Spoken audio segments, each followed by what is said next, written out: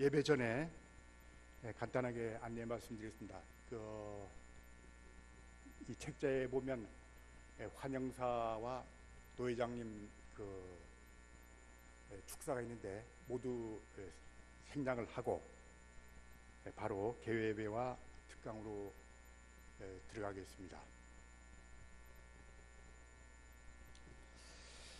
지금부터 장로 평신도 지도자 세미나를 시작하기 앞서 먼저 하나님께 개회 예배를 올리겠습니다. 찬송가 623장 함께 부르겠습니다. 부른 다음에 부회장 임남관 장로님 기도 인도하시겠습니다. 623장입니다.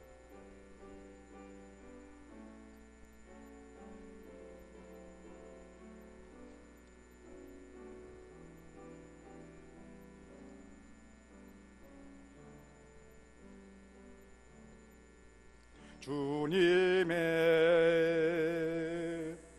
시간에 아름답게 모든 것 변하리.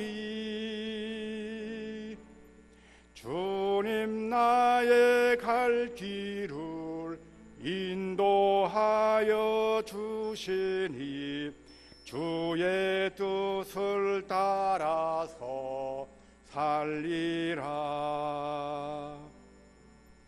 주님의 시간에 아름답게 모든 것 변하리. 나의 정성 다하여 주를 찬송하오니 주의 뜻을 이루어 주소서.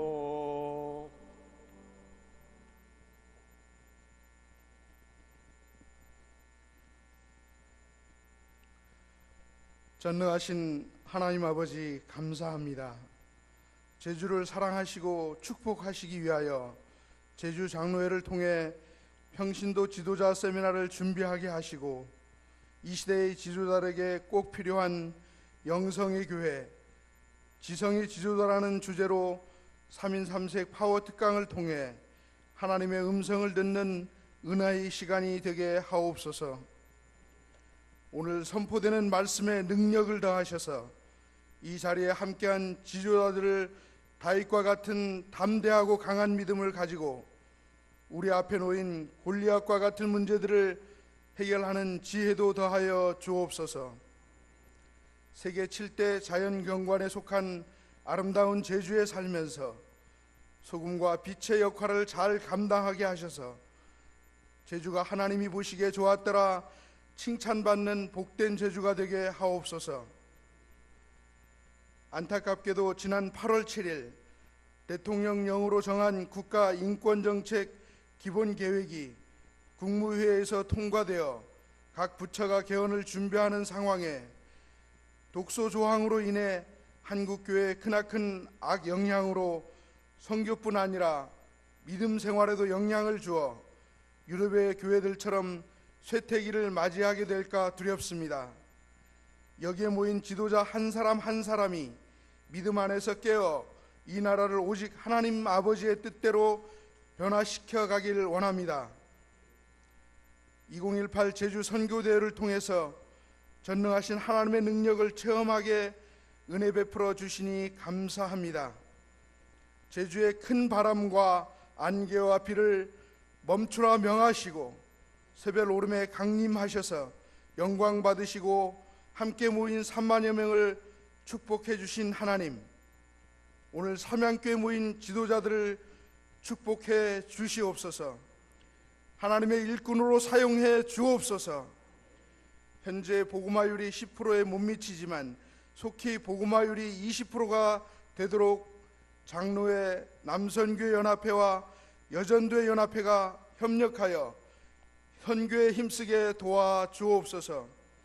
항상 우리와 함께 하시는 예수님의 이름으로 기도드리옵나이다. 아멘.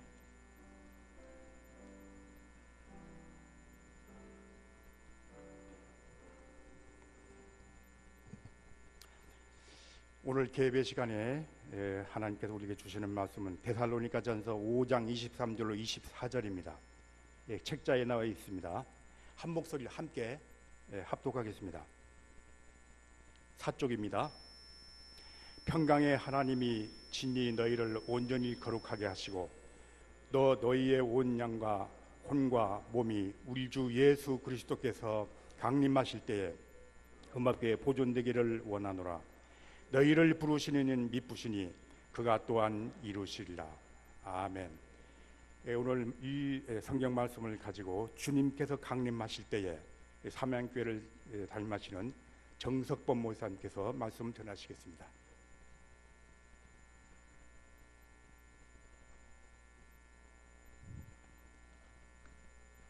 진심으로 여러분을 환영합니다.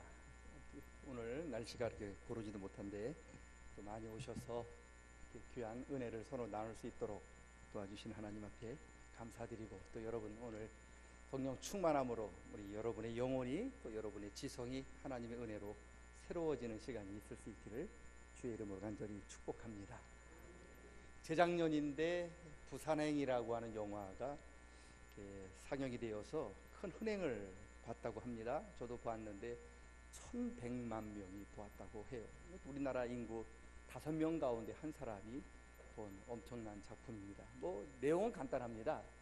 좀비 바이러스 때문에 이 나라가 시끄러운 가운데 유일하게 안전한 도시, 왜 부산이라고 했는지 모르겠어요. 보통은 제주라고 많이 할 건데 아마 배 타고 오는 게 힘들어서 그런 것 같은데, 부산이라고 하는 그 도시로 가기 위해서 처절한 사투를 그렸던 그런 영화가 이제 부산행인데, 그 영화를 보면서 인간이 과연 어떤 존재인가를 한번 생각해 보게 되었고, 또 인간에게 있어서 영혼이 어떤 존재인가, 어떤 것인가를 한번 생각해 보게 되었습니다. 좀비가 뭐냐? 제가 한번 찾아봤어요. 그 영화 끝나고 좀비 그랬더니 서인도 제도의 부두교에서 나왔다는데, 내용은 간단한 거죠. 좀비 시체예요. 그런데 살아있는 거예요. 살아있는 시체, 걸어다니는 시체. 영혼이 죽어서 영혼은 없고 그냥 육체만 살아있어서 돌아다니는, 그래서 영혼의 생각은 없어지고 육체가 살아있기 때문에 이 육신의 이 육체의 이런 욕구만 있어서 그저 먹고 싸우고 그런 동물과 같은, 짐승과 같은 삶을 살아가고 있는 그런 존재를 좀비라고 부르더라고요. 창세기에 보니까 하나님께서 우리 인간을 흙으로 지으셨어요. 그래 놓고 인간이라 부르지 아니하시고 우리 코에 하나님의 생기를 불어넣으셨어요. 그 생기라고 하는 이 단어가 성령이라고 하는 뜻인데, 이 성령이 들어가야 비로소 인간이 완전한 인간이 될 수 있었던 것을 창세기를 통해서 우리는 보게 되는데, 여러분, 그래서 영혼이 우리 인간이 인간됨을 만들어내는 데 있어서 결정적인 거죠. 영혼이 없다면, 영혼이 파괴가 되거나 우리의 영과 혼이 약화가 된다면 어떤 존재가 될까? 여러분, 우리는 그냥 좀비같이 내 욕심, 내 소욕, 내 육체적 욕구만 이런 추구하는 그런 존재가 된다라고 하는 것을 그 영화가 우리에게 보여주고 있습니다. 영혼이 없으면 우리 인간은 짐승과 다를 게 없다. 저는 부산행을 보면서 그걸 본 거예요. 왜 영혼이 중요하냐? 영혼이 없으면 우리는 짐승이라는 거예요. 짐승과 똑같은 짓을 하더라. 아니, 짐승보다 더 잔인한 짓을 하는 게 그 영화의 핵심이었던 것 같습니다. 영은 보통 구별을 하지 않지만 좀 자세하게 구분을 한다면, 영은 뭐 하는 거냐? 영은 하나님을 알도록 돕는 겁니다. 영이 살아야, 우리 영이 깨어야 하나님을 알 수 있어요. 혼은 뭐 하는 거냐? 혼은 우리 인간을 인간답게 만드는 건데, 지성, 의지, 그 다음에 우리 감정을 가리키는데 특별히 지성과도 밀접한 관계가 있습니다. 영이 약화가 되면 하나님을 점점 알아가는 그런 일들이 멀어지게 되고요. 혼이 약화가 되면 우리가 올바른 판단을 하지 못하게 되는 겁니다. 영혼이 파괴가 되거나 영혼이 약화가 되면 어떤 일이 벌어집니까? 우리가 하나님을 외면하고 알지도 못하게 되고요. 우리가 올바로 하나님 말씀을 근거로 해서 올바른 판단력을 내릴 수도 없이 그저 우리 욕심대로, 우리 육체의 소욕대로 우리가 그렇게 판단하고 결정하고 그렇게 살아가는 그런 존재가 된다고 하는 게 오늘 본문의 말씀입니다. 그래서 오늘 바울 사도는 데살로니가 전서를 통해서 주님께서 강림하실 때까지 하나님께서 너희 영혼을 온전하게 해 주시기를 원한다. 이게 굉장히 중요한 말씀입니다. 여러분, 바울 사도가 디도서를 통해서 그레데 사람들을 하면서 그레데 사람들, 그 사람들은 악한 짐승이다, 배만 위하는 거짓말쟁이다라고 책망하는 이유가 어디 있을까? 왜 하나님께서 7교회 가운데 사대교회를 통해서 네가 살았다고 이야기하지만 내가 보기엔 넌 죽었다라고 판단하신 이유는 어디 있을까? 살았다고 이야기하는데 죽었다. 저는 그 이야기를 이렇게 보면서 살았다고 하는데 죽었다, 이게 무슨 뜻입니까? 좀비잖아요. 살았는데 죽은 분. 하나님의 영은 죽었고 하나님의 지성은 죽었고 자기 육신만 살아있는 그 교회를 가리켜 하나님은 사대교회고 네가 좀비가 아니냐, 그렇게 묻는 거잖아요. 왜 사사시대를 좀비시대라고 부르느냐? 사사시대에는 하나님의 영이 죽었어요. 하나님의 올바른 판단으로 판단하는 그에게 지성도 죽었어요. 그리고 사람들이 고작 한다는 짓은 자기 소견대로 살아가기 때문에 그런 거잖아요. 이 시대가 그런 거잖아요. 이 시대의 지도자들이 그런 거잖아요. 왜 이렇게 엉터리 터무니없는 그런 법률을 만들 수 있을까? 이유는 간단한 거예요. 영이 죽어서 그런 거예요. 혼이 죽어서 올바른 판단력을 하지 못하기 때문에 그런 거죠. 그저 우리 편한 대로, 우리 육신이 편한 대로 법을 만들면 그런 법이 나오는 거죠. 그래서 우리의 영혼이 깨어 있어야 되고요, 우리 지성이 깨어 있어야 합니다. 우리 지도자들이 깨어 있어야 하는 이유가 여기 있죠. 왜요? 우리가 지도자들이 교회를 결정할 때, 무슨 중요한 의제를 결정할 때 있어서 영이 죽어서 하나님의 뜻을 분별하지 못하고 하나님이 기뻐하시는 방향으로 나가지 못한다면, 지성이 죽어서 하나님 말씀대로 판단하지 못하고 그저 내 욕심대로, 내 이익대로, 내가 좋아하는 대로, 내가 기뻐하는 대로 그런 어떤 일들을 결정한다면, 하나님께서 이 시대의 우리 교회들을 바라보면서 너는 살았다고 이야기하지만 내가 보기에는 죽은 좀비와 뭐 다를 게 있느냐라고 묻는 것 같았습니다. 여러분, 이 시대가 말세라고 그래요. 디모데후서 3장에서 바울 사도가 디모데에게 말세 하면서 말세에 나타날 일들을 뭐 배반하고 돈을 사랑하고 어쩌고 저쩌고 하면서 열몇 가지 얘기하는데, 그걸 한 군데로 딱 모아서 요약하면 좀비죠. 영혼이 죽었고 네 욕심대로 살아가는 이 시대, 이게 말세인 거예요. 지금 우리 시대가, 저와 여러분이 살아가고 있는 이 시대가 바로 이런 시대 같아서 제가 부산행을이라고 하는 영화를 보면서 소름이 끼쳤어요. 아, 우리가 살아가는 시대가 저런 시대인가 보구나. 영혼은 없고 그저 우리의 욕심만, 우리의 욕구만 있는 그런 세대인가 보구나 하는 생각을 하게 되었습니다. 바라기는 영성의 교회, 지성의 지도자, 이 시대에 맞는 표라고 생각이 됩니다.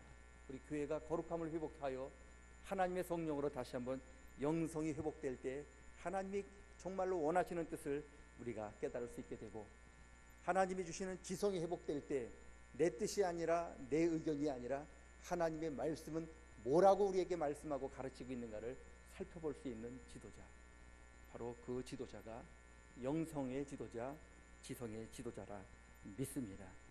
성령 충만함으로 우리의 영성이 회복이 되고, 또한 지성의 말씀이 하나님의 말씀을 묵상함으로 회복되어서 이 시대를 우리가 살아가는, 이 시대를 우리가 하나님 뜻대로 이끌어가는 귀한 우리 모든 지도자들, 장로님, 권사님들, 집사님들, 우리 교회 지도자들 다 되실 수 있기를 주님의 이름으로 간절히 축원합니다. 하나님 아버지, 우리가 지도자입니다. 하나님이 우리를 지도자로 세워 주셨습니다. 사사시대에 지도자를 세워 주셨을 적에 하나님의 권능의 신이 그에게 임하셨다 하였사오니, 주님, 성령으로 우리 마음에 임하여 주시사 우리의 약하고 죽어가는 영혼이 새롭게 회복이 되어 하나님이 깊으신 뜻을 깨닫는 저희들 되게 도와 주시옵소서.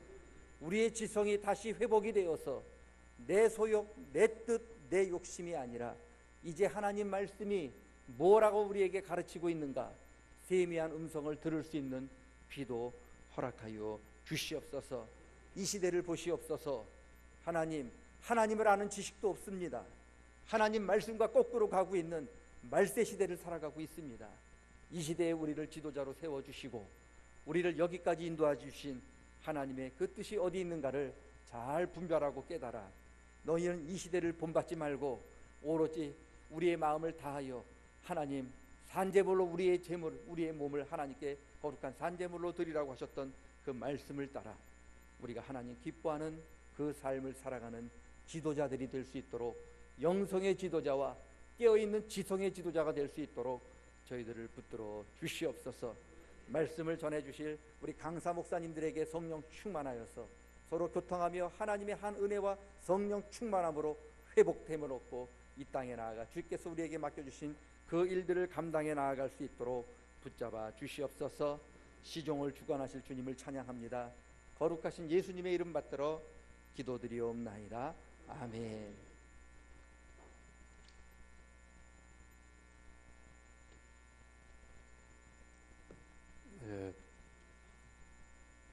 다음 강의하실 목사님과 사회자님은 앞으로 좀 미리 나와 주시기 바랍니다. 여러분 그 3페이지 일정을 참조해 주시기 바랍니다. 이제 말씀을 전하신 정석범 목사님께서 축도해 주심으로 개회 예배를 마치겠습니다.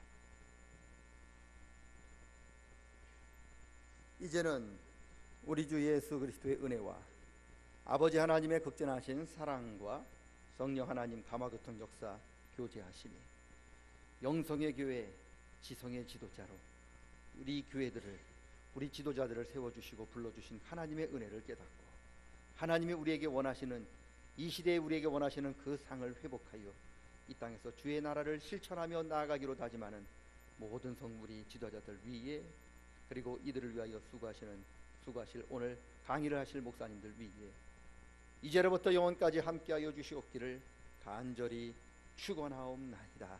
아멘.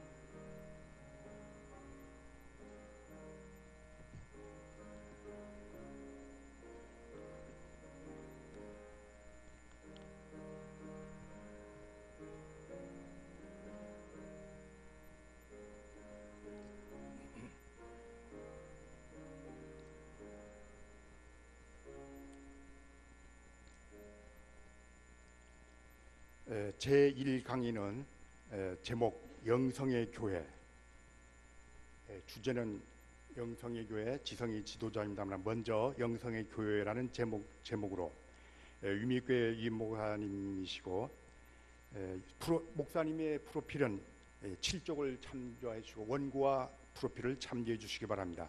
이제 강주성 목사님을 모시겠습니다. 목사님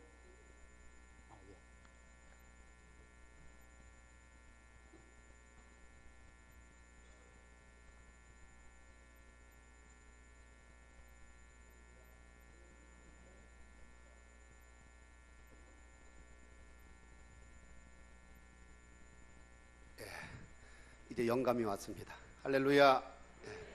할렐루야. 오늘 말씀을 전할 저나 여러분 모두 함께 은혜 받을 수 있는 시간이 되기를 주님의 이름으로 축원합니다. 우리 장로회로 또 남선교회로 여전도회로 우리 제주 복음화를 위하여서 굉장히 힘쓰고 있는데 목사의 한 사람으로서 더할 나위 없이 고맙고 감사한 일인 줄 압니다. 어떤 면으로 보면 앞서가신 선배들이나 또 후에서 다가오는 후배들에게는 아마 여러분들이 굉장히 모범적인 이런 신앙인들이 아닌가 이렇게 생각을 해봅니다. 조금 전에 우리 정석범 목사님이 영혼이 없으면 짐승이다 이렇게 말씀을 선포했는데 저는 영성이 없으면 성도가 아니고 교회가 아니다 이렇게 전하고 싶습니다. 뿐만 아니라 우리 세계적인 그 미래학자 가운데 엘빈 토플러라고 하는 학자가 있는데 이분은 제3의 물결을 쓰면서 첫째는 농업혁명, 그 다음에 산업혁명, 지식혁명을 말하고 나서 조금 더 생각해 보니까 하나가 더 있어야 되겠다 그래가지고 내놓은 것이 서비스혁명을 내놓았습니다. 많은 학자들이나 많은 대학생들이 여기에 공감을 가져서 서비스혁명에 대한 연구들을 많이 했습니다. 그런데 우리 기독교인으로 볼 때는 이 이미 2000년 전에 우리 예수님께서 오셔서 다 감당했던 이런 서비스적인 이런 모습이라고 생각이 되어집니다. 그러나 우리가 예배라고 이야기할 때는 그 가운데 한 단어가 또 서비스라고 하는 단어도 포함되어 있는 것을 보면 이 부분을 조금 우리가 짚고 넘어갈 필요가 있다라고 생각이 되어집니다. 서비스 혁명 시대에 이르러서 오늘 어떤 면으로 보면 사회복지 또는 사회사업 이런 것들이 세계를 이끌어가고 있지만 이런 것이 우리가 살고 있는 세계를 결코 우리가 평화롭게 만들어갈 수는 없다라고 하는 그런 생각을 가져봅니다. 저도 사회복지사이지만은 사회복지를 가져서는 좀 부족한 것이 많다 이런 생각을 가져봅니다. 그래서 우리들에게 정말 필요한 것은 이런 사회복지나 사회사업의 단계를 넘어서 바로 이런 영성의 혁명, 영성의 개혁이 일어나야 되지 않겠는가 생각을 합니다. 오늘 여러분들 짧은 시간이지만은 영성의 혁명이 여러분 안에서 일어날 수 있기를 주님의 이름으로 축원합니다. 시간이 제한되어 있기 때문에 지금 몇 분까지 해야 되죠? 20분부터 55분, 50분에서 50분 사이에 하다가 뭐 시간 되면 멈추도록 하겠습니다. 우리 교회 하게 되면 영성의 기능과 예언자적인 기능을 가져 있다. 어떻든 이 공동체 모임에 이런 기능이 있다라고 하는 것은 대단히 중요합니다.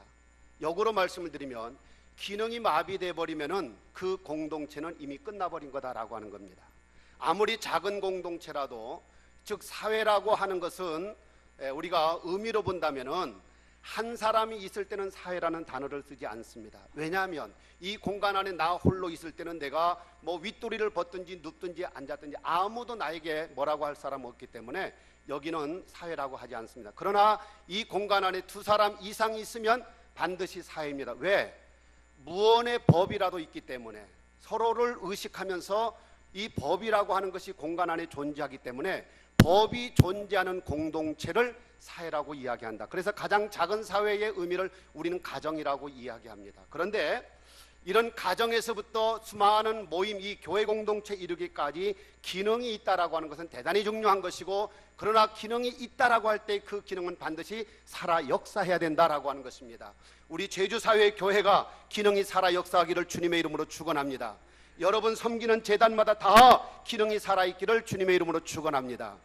그래서 이 교회에는 영성의 기능과 예언자적인 기능이 있어야 되는데, 이런 기능을 갖고서 영혼을 구원하는 일과 개혁하는 일과 변화를 추구하며 사역을 감당해 나가는 이 영적 공동체가 교회 공동체라고 하는, 이 교회 공동체가 바로 서비스 혁명을 초월하는 이런 혁명이 되어져야 된다라고 하는 것입니다. 그래서 오늘 대학가에서 많은 교과서를 통해 가지고 세계적인 미래학자 엘빈 토플러가 이야기하는 그런 혁명보다도 더 크게, 더 강하게 있어져야 될 혁명이 바로 교회 안에서 일어나야 된다라고 하는 것입니다. 그것은 달리 말하면 우리 각자가 기능, 나에게 주어진 기능, 여러분의 기관에 주어진 기능, 더 나아가 여러분 교회에 주어진 기능들을 하나하나 회복해 나감이 필요하다라고 하는 것입니다. 여기에 모인 여러분들 모두가 하나님의 교회를 이루고 있는 평신도 지도자들입니다. 이제 여러분의 삶의 자리에서, 삶의 현장에서 세 가지 과제가 주어졌음을 기억을 해야 됩니다. 하나는 영적인 기능이 살아 역사하고 있는가? 내 자신에게 영성의 기능이 살아있는가? 우리 가정 아니면 우리가 섬기고 있는 재단에 과연 영성의 기능이 살아있는가? 이 과제를 우리는 안고 살아야 됩니다. 두 번째는 예언자적인 기능이 살아 역사하고 있는가? 예언이 없다면 이건 굉장히 심각하지요. 여러분 비밀이라고 하는 것 숨겨진 겁니다. 숨겨진 것. 그런데 계시라고 하는 것은 드러나는 거예요. 리벨레이션. 다시 말해 숨겨진 것이 위로 드러났다. 사도 요한이 하나님의 뜻, 숨겨진 하나님의 뜻을 이 세상에 드러냈습니다. 사도 요한에 의해서 드러냈기 때문에 그걸 우리는 사도 요한이라고 하는 것입니다. 그러면 이 시대의 예언자적인 이런 기능을 하려면 우리 제주도 교회 아니면 여러분 자신에게 주어진 하나님의 그런 뜻과 사명을 여러분의 삶을 통해서 이 땅에 드러내야 된다라고 하는 것입니다. 드러낼 때는 가장 먼저는 우리가 실천적인 이런 삶이 되어져야 되고, 내가 실천해서 은혜 받은 것을 다른 사람에게 나눠줄 수 있어야 된다라고 하는 것입니다. 그래서 영혼 구원과 개혁을 통한 삶의 변화 역시 우리에게서 일어나고 있는가? 여러분 지금까지 교회 장로로, 안수 집사님으로, 권사로 살아가면서 과연 얼마만큼 영혼을 구원했습니까? 몇 명 정도 정말 하나님 앞에 솔직하게 고백해가지고 몇 명 정도나 하나님 앞에 전도해 줬을까? 한 번쯤은 이런 기회에 자문자답해 보아야 될 것입니다. 이런 것이 지도자 또는 평신도들에게 주어지는 과제라고 생각이 되어집니다. 그래서 이제 기독교 영성의 의미를 보면, 교회라 할 수 있는 성도라면 무엇보다도 세상에서 경고해야 됩니다. 성장해야 되고 성숙해야 됩니다. 교회가 경고하지 못하고 또 성장하지 못하고 성숙하지 못하면 교회는 수시로 쓰러지고 넘어지게 됩니다. 근데 오늘날 교회를 형성하고 있는 성도들, 이 교인을 가리켜, 교회 건물이 교회가 아니라 이 건물은 교회당이죠. 예배드리는 초소 예배당입니다. 실제로 교회는 예수님께로부터 부름받은 성도들의 모임 공동체, 바로 우리 공동체가 교회이기 때문에 이 공동체도 쓰러지고 넘어진다라고 하는 것입니다. 왜냐하면 죄와 세상의 악한 구조와 사단의 세력 때문이라는 것입니다. 그래서 이런 것 때문에 우리가 흔들리고 쓰러지고 넘어지는데, 이런 것에서 이기고 견고하게 성장하며 성숙해 나가는 것이 영성의 힘이고 영성의 능력인 것입니다. 그래서 기독교 영성은 바로 신령한 성품이나 성령의 능력으로 드러나야 되는 것인데, 예수 그리스도의 신령한 성품을 우리가 본받아서 그 성품을 우리의 능력으로 이 땅에 드러내서 이 죄악 세상, 어둠의 세상들을 변화시키고 밝혀나가야 된다라고 하는 것입니다. 여러분, 기독교 영성은 쉽게 말하면 이렇게 정의할 수가 있습니다. 예수님께서 살던 삶을 우리가 이어받아서 그대로 이 땅에 드러내는 것, 그래서 변화시키고 열매 맺어가는 것, 이게 영성이라고 하는 것입니다. 그런 의미에서 첫째는 기독교 영성은 예수님의 정신과 삶을 내 삶에 구현해 나가는 것이다 라고 볼 수가 있습니다. 그러려면 예수 그리스도와의 관계 정립이 우선되어져야 된다라고 봅니다. 여러분, 우리가 신앙생활을 50년 했느냐 60년 했느냐 20년 했느냐 10년, 이게 중요한 것이 아닙니다. 단 10년을 하더라도 그 10년 동안에 얼마만큼 예수님과의 이 올바른 관계가 정립이 되어져 있느냐, 이 부분이 굉장히 중요하다고 생각이 되어집니다. 그리스도 안에 내가 있어야 되고 내 안에 그리스도가 있어야 된다라고 하는 거예요. 그래야 우리가 예수 그리스도의 삶을 배워가게 되고 본받게 되고, 그리고 배우고 본받은 것을 우리는 세상에 나가 우리가 행실로 섬기며 살아가게 되는 것입니다. 그럴 때에 영혼 구원의 열매를 맺어가게 되는 것입니다. 그래서 결국 기독교 영성은 예수 그리스도 중심적인 삶이고, 나를 통해서 예수 그리스도를 세상에 드러내는 일이고, 이 일로 인하여서 변화와 구원 사역을 계속 이어나가는 것이라고 이렇게 생각이 되어집니다. 오늘 여기 여전도 회원들 많이 오셨네요. 지난번에 지난주일에 저희 교회에서 우리 장로 부부 세미나 하면서 제가 우리 여자분들 남자분들 부를 때 호칭 집에서 여보 당신이라고 하는데, 여보의 의미, 당신의 의미를 잠깐 여보라고 하는 것은 보배로울 보자를 써가지고 보배로운 여자, 우리 남자들 가정에서 아내를 여길 때 정말 보배롭게 여겨야 돼요. 그 다음에 아내들은 남편을 당신이라고 하는데, 마땅히 오로지 마땅히 나의 몸, 오로지 나의 몸, 다른 사람의 몸이 되지 말라는 거 아닙니까? 근데 여기서 우리가 이 보배, 여자들만이 가정의 보배가 아니라 하나님의 나라를 이루고 있는 하나님의 공동체 속에서 여러분 한 사람 한 사람 모두가 보배라고 하는 사실을 기억해야 된다라고 하는, 우리 한번 옆 사람하고 인사하겠습니다. 보배롭게 살아갑시다. 할렐루야. 자, 두 번째는 이제 기독교 영성은 성령의 능력으로 살아가는 것입니다. 우리 인간은 매일같이 삶의 현장에서 사단과 정욕과 세상이라는 거대한 적의 공격을 받고 있습니다. 우리 인간 자신은 이러한 적들을 이길 수 있는 능력이 없습니다. 방법도 없습니다. 그런데 하나님께서 우리를 사랑하셔서 우리 인간에게 이길 수 있는 능력과 방법을 주셨는데, 그게 바로 성령의 능력이라고 하는 것입니다. 오직 성령의 능력으로 살아간다면 그 엄청난 대적들을 이겨나갈 수가 있다라고 하는 것입니다. 하나님의 교회에서 성령의 기름 부음을 받고 여러분들이 장로가 되고 또 우리 안수 집사가 되고 권사가 되었는데, 그런 직책은 세상에서 주는 직분이 아니라 하나님께서 주신 거룩한 직이기 때문에 성직이라고 말씀하는 것이고, 이 거룩한 성직은 바로 성령을 받아야 감당할 수 있는 일이라고 하는 것입니다. 오늘 여기까지 이 사역을 감당해왔다면 여러분 자신의 능력 때문에, 여러분의 지식 때문에, 여러분의 경험 때문에 이 감당해온 것이 아니라 하나님께서 주시는 성령의 은혜, 성령의 능력 때문에 감당했음을 고백할 수 있기를 주님의 이름으로 축원합니다. 성령의 은혜였습니다라고 하는 거예요. 그래서 하나님의 사람은 세상 영이 아닌 하나님의 영을 받아야 되는 것입니다. 하나님의 영으로 나를 세우고, 하나님의 영으로 가정을 세우고, 하나님의 영으로 교회를 세워 가야 되고, 하나님의 영으로 우리 제주를 세워 가야 될 줄로 믿습니다. 여기 함께 동력할 수 있기를 주님의 이름으로 축원합니다. 그 다음에 기독교 영성은 예수님과의 인격적인 만남의 삶인 것입니다. 여러분, 인격적인 만남이라고 하는 것은 반드시 필요한 조건들이 있습니다. 서로 존경해야 만나고, 서로 신뢰가 돼야 만나고, 그리고 서로 사랑이 있어야 만나게 됩니다. 상대방을 존경하지 못하면 만날 이유도 없고요, 신뢰하지 못하면 만나고 싶은 마음도 없고, 사랑하지 않으면 굳이 만나러 갈 이유도 없습니다. 그래서 인격적인 만남은 존경과 신뢰와 사랑의 만남이라고 말씀드릴 수가 있는데, 근데 예수님과 우리와의 인격적인 만남이라고 할 때 결코 내가 예수님을 존경해서, 예수님을 신뢰해서, 예수님을 사랑해서 예수님을 만난 게 아니었고, 예수님께서 먼저 아무것도 모르는 나에게 무능한 나를 찾아주셨다. 이게 주님의 은혜인 줄로 믿으시기 바랍니다.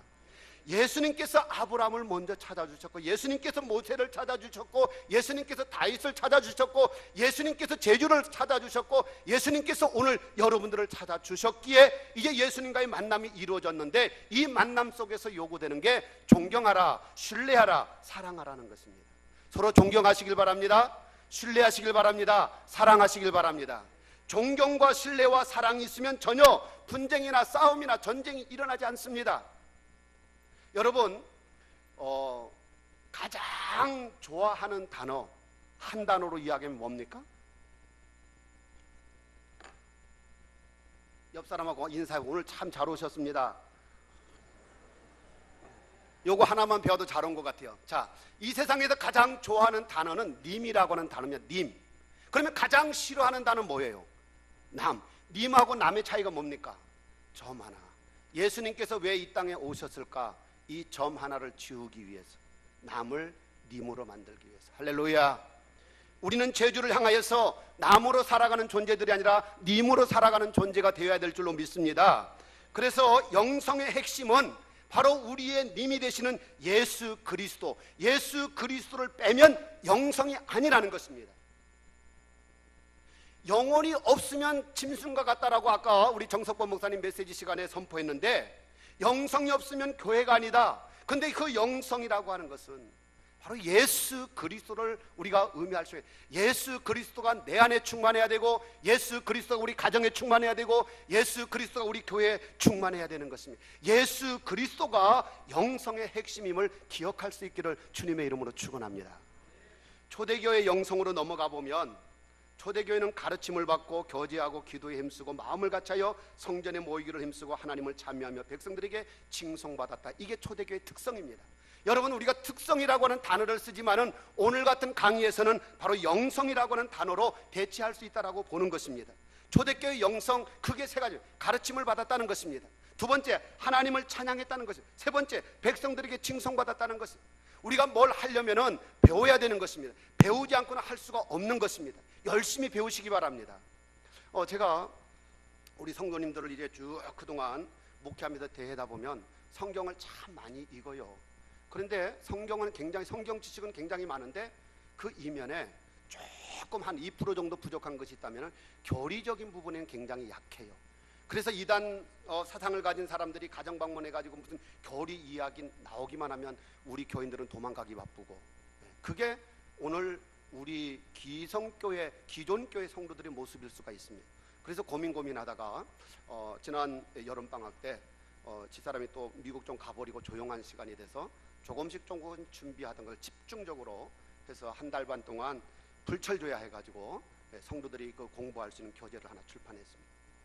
뭐 자랑하기 위해서가 출판한 게 아니라 될 수 있으면 흔들리는 교우들을 조금이나 좀 굳세게 세워보고 싶은 어떤 목사의 욕심 때문에, 이것도 하나의 가르침이라고 하는 거예요. 가르침을 받아야 우리가 하나님을 찬양하든지, 가르침을 받아야 백성들에게 칭송을 받을 수가 있는데, 가르침을 받으려고 하지 않는다라고 하는 것은, 교회 교육을 시켜보면 가장 많이 교육을 받아야 될 사람이 누구입니까? 임남관 장로님. 예? 항존직. 예, 뭐 임남관 장로님이라고는 얘기 안 하네요. 어떠다 항존직. 예. 그럼에도 불구하고 가장 교육의 현장에서 멀리 가버리려고 하는 게 하여튼 그런 사람이 있습니다. 그냥 지나갑니다. 예. 저는 여러분들에게 부탁을 드리겠습니다. 정말 하나님 앞에 충성된 종으로 성도들에게 모범적인 성도, 이런 직분자로 살아가려면 배우는 일에 열심을 낼 수 있기를 주님의 이름으로 축원합니다. 배워야 됩니다. 배우면 하나님을 찬송하게 되고, 배우면 백성들에게 칭송을 받게 됩니다. 우리 장로님들, 권사님들, 집사님들 교회 안에서만 칭찬받는 자들이 아니라 사회에 나가서, 직장에서 존경받고 신뢰받는 자가 되기를 주님의 이름으로 축원합니다. 자, 그래서 믿음의 가정, 이제 가정 영성, 이 가정의 영성들을 잠깐 살펴보면 여러 성경에 모범적인 가정들이 나오지만은 제가 많이 좋아하는 가정은 고넬료의 가정입니다. 정말 예수 믿을 수 없는 환경과 그런 직책인 것 같으면서도 그 누구보다도 정말 믿음, 경건한 믿음을 가졌던 고넬료의 가정. 그 고넬료의 가정은 경건했습니다. 하나님을 경외했습니다. 구제하는 일과 기도하는 일에 열심을 냈습니다. 그러니 하나님 앞에 기억하신 바가 되었습니다. 하나님께서 다윗을 향하여 내 마음에 합한 자라 표현했던 건 못지않게 고넬료의 가정을 하나님께서 기억해 주셨다라고 해요. 여러분, 우리가 교회를 통하여서 수년 수십 년 동안 우리가 신앙생활을 했는데 하나님께서 우리 가정을 기억해 주지 않는다면 이게 얼마나 섭섭한 일이겠습니까? 1년 동안 학생들을 열심히 가르치는 현장에서 이 선생님이라고 하는 분이 학생의 이름을 몰라준다면 그 학생이 얼마나 서운하겠습니까? 3년, 5년 동안 교회에서 신앙생활 하는데 장로님이나 권사님이나 안수집사님이 성도의 이름을 몰라준다면 그 성도가 얼마나 서운하겠습니까? 사랑하는 우리 여기에 항존직 여러분, 우리가 오랜 신앙생활 한 것도 감사한 일이고 짧게 한 것도 감사한 일이지만 중요한 것은 하나님 앞에 기억하신 바가 되어지는 이런 가정을 만들어갈 수 있기를 주님의 이름으로 축원합니다. 여러분, 이스라엘 교육 과 우리나라 교육 가운데, 신앙교육 가운데 좀 다른 게 하나, 틀린 게 아니라 다른 부분이 하나 있는 것 같습니다. 이스라엘 신앙교육은 이 수직교육입니다. 할아버지, 아버지, 아들, 손자 위로부터 내려오는 이런 수직적인 신앙인데, 우리 한국교회는 수평적인 이런 신앙의 이런 모습을 보이고요. 여러분, 하나님의 교회가 제대로 살려면 우리 아들, 우리 손자만 제대로 교육을 시켜도 됩니다. 남 걱정 안 해도 됩니다. 우리 가정에 관심 없고 남들에게만 눈이 이렇게 가다 보니까 우리 가정이 흔들리고 있고 가문이 흔들리고 있습니다. 여러분, 금메달을 따서 가문의 영광이 있지만은 우리 자녀손들에게 정말 하나님의 말씀 한마디 제대로 가르쳐주는 것, 이건 더 큰 가문의 영광인 줄로 믿습니다. 수직적인 신앙에 성공할 수 있기를 주님의 이름으로 축원합니다. 그래야 한국교회가 사는 겁니다. 자, 그래서 이 고넬료의 가정, 하나님 앞에 기억하신 바가 됐다. 다시 말하면 내적인 신앙이 외적 생활화가 되어서 가정복음화에서 사회 구원을 이루는 이런 모습을 보여주고 있습니다. 세상 사람들의 기억에는 잊어버리는 일일지 모르지만은 하나님은 그의 구제와 이 기도를 기억해 주신다. 주변 사람은 알아주지 못하지만 그럼에도 불구하고 성전 모퉁이에 앉아서 눈물 흘리며 기도하는 여종들의 기도, 남종들의 기도 뿐만 아니라 없음에도 불구하고 하나라도 나눠 먹으려고 구제하는 이 모습들, 하나님은 다 알고 계시다는 것입니다. 할렐루야. 사람들이 많이 모인 곳에서 좋은 일 하려고 하지 말고 보이지 않는 곳에서 아름다운 선행들을 해나갔으면 좋겠습니다. 그 다음에 개인 영성을 보면 스데반의 영성은 믿음과 지혜와 칭찬과 순교, 이런 것들이 대표적이었고, 마르다의 영성은 섬김, 마리아의 영성은 말씀 사모함이었고, 베베의 영성은, 이 베베라고 하는 여종은 로마서 16장 1절에 갱그리아 교회 일꾼으로 나옵니다. 사도 바울과 그의 선교 이 동력자들을 굉장히 도와준 이런 모습으로는 협력함과 보호자의 모습으로 이렇게 드러나고 있는데, 이런 영성들이 우리 안에 채워지고 체질화되어야 된다. 생활화되어져서 영성의 사람으로 우리가 살아가야 된다라고. 중요한 것은 바로 이 여러분의 거기는 나오지 않았지만은 체질화가 된 생활이 되어야 된다라고 하는 것입니다. 그 다음에 이제 나의 영성 세우기를 봅시다. 나의 영성을 어떻게 세워나갈 것이냐. 저는 우리 위미교에서 늘 강조하는 게 뭐냐면, 성도가 제대로 살려면 예배가 성공해야 됩니다. 누누이 강조합니다. 오늘 이 자리에서 부탁을 드립니다. 항존직 여러분, 장로님 여러분, 우리 남선교회 여러분, 여전도 여러분, 예배에 성공할 수 있기를 주님의 이름으로 축원합니다. 예배가 무너지면 가족이 무너지고 가정이 무너지고 교회가 무너지면 지역이 무너지고 민족이 무너지는 거 아닙니까? 그렇기 때문에 내 자신이 먼저 예배가 살아야 된다. 영성은 나의 예배로부터 시작이라는 것입니다. 살아있는 예배, 조금 전에 말씀 선포할 때도 나왔지만은 로마서 12장 1절에 보면 그러므로 형제들아 내가 하나님의 모든 자비하심으로 너희를 고나노니 너희 몸을 하나님이 기뻐하시는 거룩한 산 제물로 드리라. 너희가 드릴 영적 예배니라. 할렐루야. 여기 보면은 산 제물로 드리라. 산 제물로 드리라는 것입니다. 옛날에 동물 다 우리가 태우고 그렇게 해가지고 우리가 잡아서 태우고 하나님 앞에 드렸는데 지금은 우리가 우리 자신을 드려. 그럼 우리가 뭘 드릴 겁니까? 저는 이 말씀을 준비하다가 그렇게 생각을 해봐요. 따라해 보겠습니다. 최선의 준비. 한 사람이 안 해가지고 다시 하겠습니다. 최선의 준비, 최고의 정성, 수고한 삶. 정말 내가 한 주 동안 최선을 다해가지고 준비하고 최고의 정성을 묶어서 한 주 동안 수고한 이런 나의 삶을 모습 그대로 우리가 하나님 앞에 드려진다면 하나님께서 받아주실 줄로 믿습니다. 하나님이 받아주시는 예배를 드려야 되지 않겠습니까? 그 다음에 경건성에 대해서, 이 예배와 경건성에 대해서는 언행심사의 거룩함을 지켜나가는 것 우리들이 다시 한번 기억을 해요. 특별히 성경에 보면 입으로 들어가는 것은 절대로 나쁜 것이 없다 그랬습니다. 입으로 들어가는 다 좋은 것인데 입에서 나오는 것이 나쁜 거예요. 입에서 나오는 것이. 여러분, 입에서 나오는 건 그냥 여기서 만들어지는 게 아니라 마음으로 믿어 입으로 고백. 이미 그 나쁜 이런 습성들이 마음에 있기 때문에 이 입이라고 하는 통로를 통해서 나오고 있다라고. 여러분, 우리 교회 안에 항존직들은 영성의 사람으로서 영성의 말을 내뱉을 수 있어야 된다. 영성의 마음에 이 만들어져 있는 것들을 우리가 내놓을 수 있어야 된다. 그래서 우리 입을 통해 가지고 고운 마음 그리고 참된 마음으로 아름다운 말들을 내놓을 수 있기를 주님의 이름으로 축원합니다. 말이 곧 복음으로 이어지기 때문에 그렇습니다. 그래서 역동적인 예배와 경건성을 갖추어야 내 영성이 세워지고, 두 번째, 말씀에 충만해야 됩니다. 우리 영성이 세워지려면 말씀에 충만해야 되는데, 요한계시록 1장 3절에 나온 말씀 혹시 기억하십니까? 이 예언의 말씀을 읽는 자와 듣는 자와 그것을 기록한 자가 복이 있다. 여러분이 물어보겠습니다. 복 받기 원하십니까? 여러분 가정이 복 받기를 원하십니까? 여러분 아멘하는 소리가 우리 교회 한 줄만큼도 안 돼요. 네, 다시 묻겠습니다. 여러분 복 받기를 원하십니까? 할렐루야. 복 받기를 원하시면 말씀대로 하면 되는 겁니다. 요한계시록 1장 3절에 예언의 말씀을 읽는 자, 듣는 자, 그것을 기록한 자가 복이 있느니라. 이것이기 바랍니다. 들으시기 바랍니다. 실천하시기 바랍니다. 그러면 복을 받게 된다라고 하는 거죠. 예. 그 다음에 새벽 기도를 생활하자. 이 새벽 기도가 뭐냐?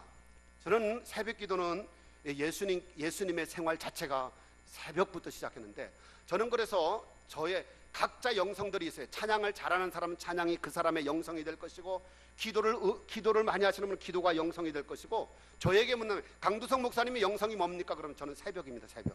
저는 새벽이 너무 좋은 거예요. 신학교 다닐 때 신학교 다닐 때 기도사에서 저 방보다 먼저 풀키는 방이 없을 정도로 저는 새벽에 빨리 일어납니다. 지금도 새벽 3시에 일어나가지고 3시 30분이면 당회실에 들어갑니다.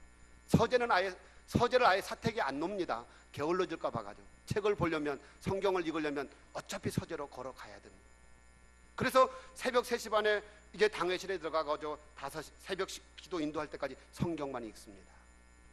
여러분, 제가 자랑하고 싶어서가 아니라 정말 경험인데요, 새벽을 좋아하다 보니까 은혜 받는 일들이 너무너무 많은 거예요. 새벽에 너희를 도우시리라. 누구의 말씀이죠? 하나님의 말씀이잖아요. 새벽에 너희를 도우시리라. 여러분, 새벽을 즐겨야 됩니다. 우리 여기 장로님들 잘 기억하시기 바랍니다. 제가 언제 또 여러분 앞에 서겠습니까? 기도하는 장로님들 되시기 바랍니다. 기도하지 못하고 있다면, 새벽 기도하지 못하고 있다면 여러분의 직분에 대해서 다시 한번 고려해 봐야 될 겁니다. 왜? 새벽 기도는 여러분 장로님 자신들만을 위한 기도가 아니라 여러분의 교회를 이루고 있는 공동체를 여러분 품고 기도해야 될 사명을 가진 직분자들이라는 것입니다. 우리 권사님들 다 마찬가지, 남성교회 다 마찬가지입니다. 그래서 우리가 이 새벽 기도를 생활화해야 된다. 예수님의 삶의 시작이었고 하루의 출발이었고 하나님의 부르심의 응답이었고 하나님께서 주시는 복을 받는 시간이고, 또 가장 그날에 있어 가장 처음 만나고 싶은 사람 누구예요? 네? 가장 처음 만나고 싶은 사람 예수님이길 바랍니다. 예수님을 만나려면 새벽을 우리가 예수님도 새벽에, 미명의 새벽에 겟세마네 동산에 하나님을 만나러 갔던 것처럼 주님 만나기 위해서 오늘의 나의 겟세마네 동산 하나님의 성전으로 우리가 모여들어야 되지 않겠습니까? 할렐루야. 자, 그 다음에 선행과 나눔. 저는 이 선행과 히브리서 13장 16절에 보면 오직 선을 행함과 나눠주기를 잊지 말라. 하나님은 이와 같은 제사를 기뻐하시느니라. 하나님이 기뻐하시는 제사, 예배. 다시 제사는 예배라는, 신약으로는 예배입니다. 근데 하나님께서 기뻐하시는 예배가 뭐냐? 여기 보니까 선을 행함과 나눠주는 것이라. 선행과 나눔. 그래서 우리가 예배는 저는 두 가지 있다라고 생각합니다. 이렇게 성전에서 드리는 예배가 있으면 생활로 드리는 예배가, 생활 예배가 있는데, 이 생활 예배가 뭐냐? 선을 행하는 것과 나눠주라는 겁니다. 선을 행하는 것과 나눠주라. 제가 화북교에 있을 때에 이 생활 예배를 만들었어요. 5째 주 있을 때는 생활 예배 해가지고 바닷가 청소도 나누고 이런 것들. 지금 유미교회 가서도 생활 예배를 제가 하고 있습니다. 성전 예배만이 꼭 예배라고 생각하지만 우리 생활 터전에서 예배를 이루어야 되고 생활 터전에서 예배가 삶이 되어져야 된다라고 하는 것입니다. 우리 그렇게 기억하고 살아갈 수 있기를 주님의 이름으로 축원합니다. 그 다음에 영성으로 인한 변화를 보면 그게 세 가지입니다. 내면적인 삶의 변화가 일어나야 되고, 대인관계 속에서 변화가 일어나야 되고, 그리고 사회적으로 변화가 일어나야 됩니다. 내면적인 삶의 변화라고 하는 것은 예수님과의 만남의 삶. 다시 말하면 내 내면은 앞에서도 말씀을 드렸지만은 내가 어떻게 변화시킬 수가 없습니다. 여러분, 절대로 변화시키지 못합니다. 특히나 우리 세상에서 이야기할 때 60 넘으면 고치려고 하지 말라. 그 사람 변하지 않는다. 저는 60 넘어야 고쳐진다. 예수님을 만나면. 할렐루야. 세상 사람 만나면 변하지 못하지만은 예수님을 만나면 60이든 70이든 80이든 변화될 줄로 믿습니다. 모세도 변화돼가지고 지도자가 되었습니다. 할렐루야. 그렇습니다. 안 되는 거 없어요. 예수님 만나면 안 되는 게 없습니다. 할렐루야. 이게 얼마나 큰 축복입니까? 여러분 자신이 예수님 만나면 됩니다. 여러분 가정 예수님 만나면 축복받습니다. 여러분 가요대 교회도 예수님 만나면 놀라운 부흥의 역사가 일어날 줄로 믿습니다. 예수님 만나면 되는 거예요. 그래서 내면적으로 예수님을 만나야, 내적인 이런 만남이 일어나야 돼. 이걸 우리가 성화라고 이야기해요. 예수님을 닮아가는 것. 내 심령이 예수님을 닮아가는. 그 다음에 대인관계입니다. 예수님의 섬김과 배려의 삶을 우리가 생각해 봐야 돼. 예수님은 세상 사람들을 어떤 모습으로 대면했는가? 예수님은 섬김, 배려, 이런 삶을 늘 살았던 것을 보게 됩니다. 예수님께서 이 땅에 오셔서 크게 행한 사역이 세 가지입니다. 하나는 선교 사역을 했습니다. 하나는 가르치는 사역을 했습니다. 또 하나는 병 고치는 사역을 했습니다. 선교 사역은 교회고, 가르치는 사역은 학교고, 고치는 사역은 병원입니다. 삼양교회가 우리 제주노의 대표적인 이런 교회로서 병원 사역을 잘해 나가고 있는데, 이 세 가지 사역 가운데 하나만 잘해도 엄청나게 잘하는 거거든요. 하나만 잘해도, 선교를 잘하든지 아니면 학교를 세워서 가르치는 일을 잘하든지, 뭐 꼭 학교만이 아니라 어린이집을 세워서 가르치는 일을 잘하든지 아니면 병원의 사역을 잘하든지, 세 가지 사역 가운데 하나는 뭔가 우리가 잘해 나가야 되겠다라고 하는 거죠. 자, 그 다음에 사회성의 변화입니다. 예수님께서 복음을 전하면서 사회를 개혁시키고 구원시켜 나갔는데, 여러분 물어볼까요? 뭐 다 아는 줄 알고 그냥 넘어가겠습니다. 선교는 누가 하는 거죠? 속으로만 대답하세요. 선교는 누가 하는 거죠? 물 한 모금 먹고. 자, 따라합시다. 선교는 하나님께서 하신다. 선교는 하나님의 선교입니다. 우리는 여기에 동참하고 동력하고 협력하는 겁니다. 근데 많은 사람들이 내가 한다, 우리가 한다, 여기에 문제가 되어집니다. 하나님이 있어야 할 자리에 하나님 모셔야 되고, 정말 우리가 있어야 할 자리에 우리가 가 있어야 되지, 하나님 자리에 우리가 있으면 아니 된다라고 합니다. 하나님의 선교에 우리가 기꺼이 동력자로 살아갈 수 있기를 주님의 이름으로 축원합니다.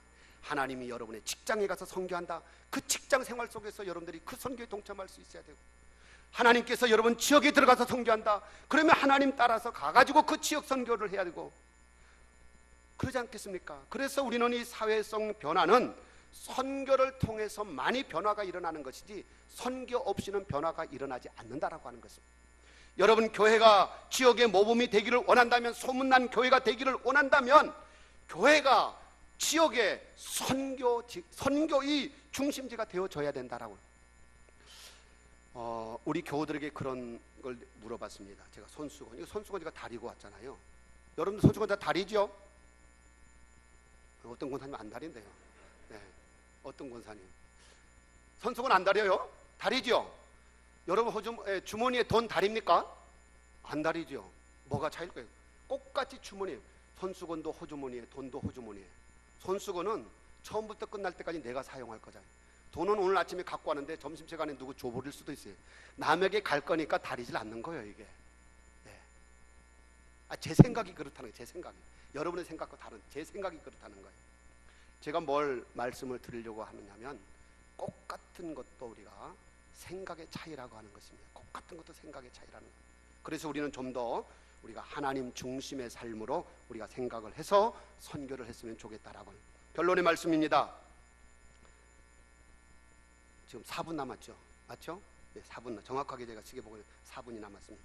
네, 결론의 말씀, 영성과 감성으로 하나로 묶는 교회와 평신도 지도자가 되도록 하자. 하나님의 은혜와 사랑을 깊이 경험하고 느끼는 교회가 되도록. 저는 우리 여기 항존직들이 먼저 정말, 여러분 앞서서 계속 강조합니다만, 몇 년 다녔느냐 이게 중요한 게 아니라, 단 하루를 예배를 드려도, 단 한 번 봉사를 해도 하나님의 은혜와 사랑을 경험했으면 좋겠습니다. 경험한 것을 증거하는 자가 되기를 바랍니다. 경험하지 않은 것 대충 즉흥적으로 말하지 말라는 겁니다. 사람 교회에서 만나보면 이럴 것 같습니까? 저를 미리 예측하지 말라는 것입니다. 내가 경험한 거, 내가 받은 거, 이걸 우리가 고백하며 살아갈 수 있기를 바랍니다. 그 다음에 하나님의 사명에 참여하고 상호작용하는 교회가 되도록. 이건 뭐냐? 책임과 협력. 교회는 책임을 갖고 있습니다. 좀 더 결론 부분에 더 말씀드리겠습니다. 책임. 여러분, 이 책임은 굉장히 중요합니다. 다른 사람에게 미뤄서 될 일이 아니라고 하는 것입니다. 책임 못지않게 중요한 게 협력이라고 하는 것입니다. 오늘 제주복음화를 위해서 여러분의 책임이 있다면 또한 여러분의 협력해 줘야 될 부분들이 있다라고 하는 거 기억하셔야 됩니다. 관계가 살아있는 교회 공동체가 되도록 해야 됩니다. 여러분이 먼저 하나님과의 관계, 성도들과의 관계, 목회자의 관계, 사회인들과의 관계, 가정, 직장, 동네, 그리고 사회, 이 모든 것들이 나의 구역이라 생각해서 이런 구역 식구들과의 관계를 어떻게 이뤄갈 것인가, 이 관계 회복, 관계 정립이 또한 우리에게 중요하다는 것입니다. 영성의 교회는 따라하겠습니다. 투명도를 높일 수 있다. 색상이 깨끗해진다. 권위주의는 죽고 교회 권위는 산다. 잘 연마된다. 여러분, 이 투명도를 높일 수 있다. 계획자들의 신앙이고 그 다음에 교육자들의 영성이라고 생각이 되지는데, 교리 부분에 투명해야 됩니다. 교리 부분에 희미하면 이단 사상이 될 수 있습니다. 재정이 투명해야 됩니다. 인사 문제 투명해. 이 외에 투명해야 될 것들이 많은데, 교리라든가 재정이라든가 인사, 이런 대표적인 것들이 투명하면 그 교회는 맑은 교회입니다. 오늘 삼양교회 얼마나 맑게 보입니다. 환경이 맑게 들어오는 순간 느낌이 있죠. 영감이라는 게. 예, 맑은 교회입니다. 그 다음에 색상이 깨끗해야 된다. 여러분, 하나님의 말씀은 원래 흠이 없습니다. 흠이 없기 때문에 깨끗합니다. 그래서 말씀 중심의 교회는 아름다운 교회라고 하는 것입니다. 여러분, 교회들마다 하나님의 말씀으로 충만해서 아름다운 교회를 이루어가기를 원합니다. 그런 교회가 영성의 교회고 여러분의 교회인 줄로 믿습니다. 그 다음에 권위주의는 죽고 교회 권위는 산다는 것입니다. 여러분, 교회 권위가 살면 질서 있는 교회가 됩니다. 권위주의는 뭡니까? 나 중심이고 세상 방법입니다. 그러나 교회 권위는 하나님 중심이고 말씀 중심이라고 하는 것입니다. 나 중심으로 세상 방법으로 교회 회의를 하거나 교회 일을 주도하려고 하지 말고 말씀 중심으로, 하나님 중심으로 교회에 기여할 수 있기를 주님의 이름으로 축원합니다. 그리고 잘 연마돼야 됩니다. 내면적으로 외면적으로 공동체, 이런 훈련된 교회. 그래서 영성의 교회는 맑은 교회, 아름다운 교회, 질서 있는 교회, 훈련된 교회, 이런 교회를 영성의 교회라고 저는 이렇게 정의를 하고 싶습니다. 영성의 교회는 평신도 지도자인 여러분들부터, 영성의 교회는 책임과 봉사를 통해 변화와 계획과 사명을 감당하는 교회입니다. 책임과 봉사는 은혜의 통로이고 하나님을 만나는 기회가 되고 하나님을 사귀는 장이 될 것입니다. 그래서 우리가 하나님 앞에 마지막 서는 날, 너 위미교회 목사였느냐? 너 삼양교회 장로였느냐? 이렇게 묻지 않을 것이다 라고 하는 겁니다. 그럼 어떻게 묻겠습니까? 너 위미교회 목사였을 때, 너 삼양교회 장로였을 때에 어떻게 일을 했느냐? 세상 방법으로 했느냐? 세상 영으로 했느냐? 아니면 하나님의 영으로 했느냐? 말씀의 방법으로 했느냐? 이걸 물으실 것이다. 여기에 우리는 진솔한 답을 할 수 있어야 된다라고 하는 것입니다. 기도하겠습니다. 사랑의 아버지 하나님, 주어진 시간이 짧지만은 말씀을 전했습니다. 꼭 기억해야 될 말씀만 기억되게 하여 주시고, 우리가 교회를 섬겨나갈 때에 은혜롭게 잘 감당할 수 있도록 도와주시옵소서. 제주노회 장로회를 축복하여 주시옵소서. 축복하여 주시옵소서. 남선교회를 축복하여 주시옵소서. 남선교회를 축복하여 주시옵소서. 여전도회를 축복하여 주시옵소서. 축복하여 주시옵소서. 이들로 하여금 제주 복음화가 앞당겨지는 놀라운 역사가 이 시대에 불붙듯 일어나게 하여 주시옵소서. 예수님의 이름으로 축복하며 기도드리옵나이다. 아멘. 감사합니다.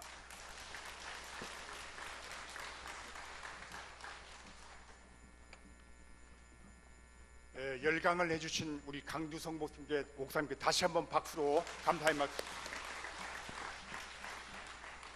강의를 부탁할 때 세 분 특강 파워 강사 목사님을 모셨는데요, 35분씩 시간을 드렸습니다. 원래 뭐 1시간, 2시간 해야 되는데 짧은 시간, 2시간 내에 세 분이 그 말씀을 소화시키기 위해서 목사님이 설교하실 때에 주일 예배 때 설교하시는 그 시간만큼, 그래서 그렇게 부탁을 드렸는데 감사합니다. 이제 좋은 말씀 해주시는데, 이제 우리 삼양교회 청년입니다. 제주대학교 예술디자인대학과 그 다음에 이예술 청년, 피아노는 강예인 대학원에 재학 중입니다. 우리 프로필은 여기 참고해 주시기 바랍니다. 두 곡을 연주해 드리겠습니다.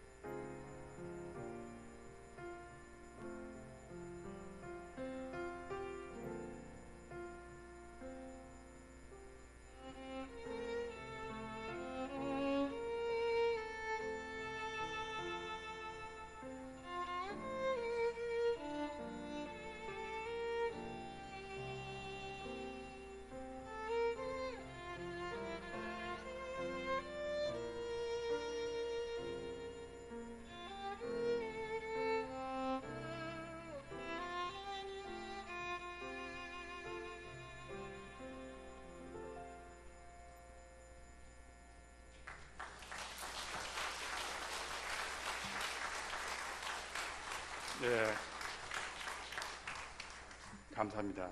다시 한번 우리 좋은 연주를 해주신 두 분께 박수 한번 해주십시오.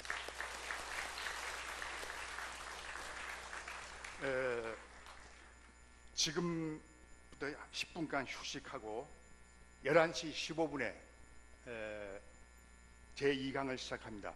여러분들은 지성이 지도자이시니까 시간을 지키실 거로 믿고 휴식 시간을 갖겠습니다. 감사합니다.